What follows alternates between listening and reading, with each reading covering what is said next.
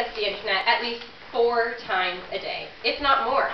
It's not to check my bundles of junk mail, and it's not to establish when my next essay is due, and it's for sure not to establish how much money is left in my bank account.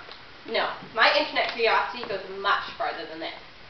Madam Chairperson, honorable judges, leaders, parents, and fellow 4-H members. When you mention the internet, my mind instinctively thinks of Facebook, the #1 most visited internet access site. It's easy to use and as addictive as a drug. With it, I have managed to rack up my friends list. To be exact, I have 598 friends. You may be wondering how I get all these friends. Well, it's simple. Half of my grad class is in that list. There's like 300 grads at my school, Delta Secondary. And then there are 4-H members. That's another 100 just from the Fraser Valley. Including the ones from all over BC, you can make that 200. Then count the friends and family I've met through the years, that's your last 100. So you see, it's quite easy to get 600 friends. But let's go back to the beginning.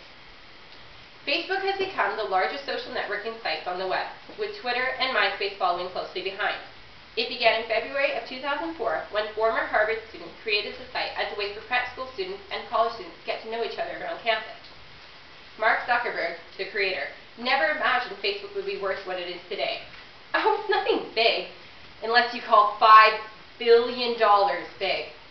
Originally, the site was only available to Harvard students, but as the idea grew, it gained interest from other universities in Boston, such as Stanford and the Ivy. It then evolved to students from any university, to any high school, and is now available to anyone over the age of 13.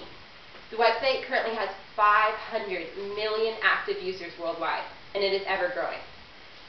People spend over 700 billion minutes per month on Facebook collectively. And although many users worldwide love Facebook, it has come to be the center of some controversy in the past few years. Around 70% of businesses have banned it from the workplace due to wasting time online, and piracy has also been an issue.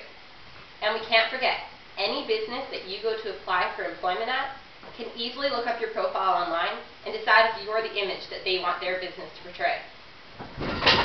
As for privacy issues, though, although Facebook creators have increased the ability to protect your program and your profile, it only goes as far as the user allowed.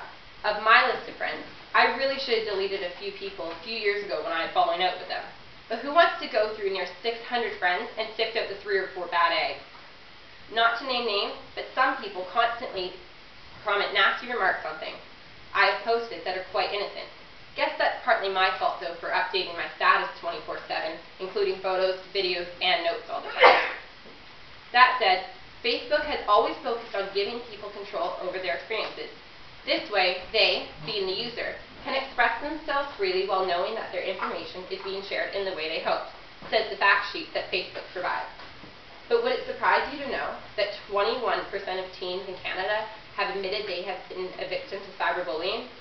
Just like on sites just like Facebook. On another note, 41% have been bullied through text messaging. But just the same, it's a big concern for parents. There have been many young people who have ended their lives because of things that have been said through Facebook and other social networking sites.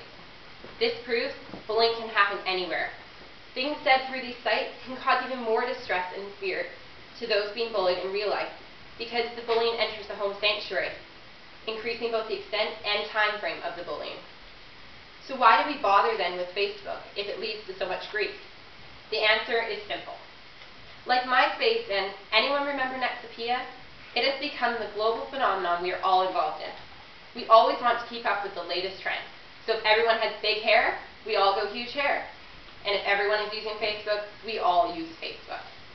It is a way to keep in touch with the people you can't call on the phone every day and talk to hours for. It's a way for businesses to promote their new products and ideas. And it's a way for clubs to inform their members of an upcoming speech competition. And Facebook is truly great for this. This way of social networking has allowed me to talk to friends from all over the Fraser Valley, in BC, across Canada, and around the world. It has allowed me to network with people I know at fast speeds, releasing me from the long wait of a letter that gets lost in the mail for 3 months. Social networking has become a huge part of today's society. We document every part of our life, from eating an apple to winning at speeches. Everything we do is on the internet.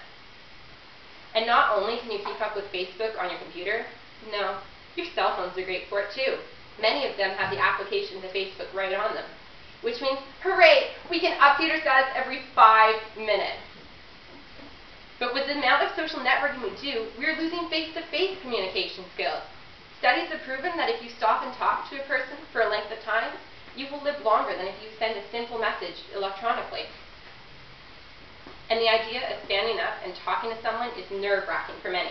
And social networking sites have made it easier to just type it out and get the message across. But thank goodness for 4-H public speaking, right? Part of me wishes I could just delete my account, save some time, and not procrastinate on getting my speech done, which is the next day.